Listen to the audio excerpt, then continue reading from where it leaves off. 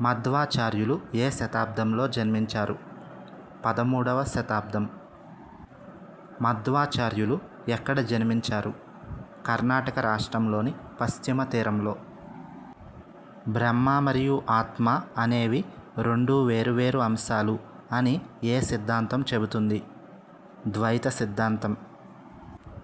మోక్ష మార్గానికి భక్తి ప్రధాన ఆధారం అని ఏ సిద్ధాంతం చెబుతుంది? ద్వైత సిద్ధాంతం. ఏ సిద్ధాంతం ప్రకారం ఈ ప్రపంచం అనేది భ్రమ కాదు, వాస్తవం? ద్వైత సిద్ధాంతం. బ్రహ్మ, ఆత్మ, పదార్థాలు అనేవి ప్రకృతిలో ప్రత్యేకమైనవని ఏ సిద్ధాంతం చెబుతుంది? ద్వైత సిద్ధాంతం. తెలుగు ప్రాంతానికి చెందిన భక్తి ఉద్యమకారుడు ఎవరు? వల్లభాచార్యులు.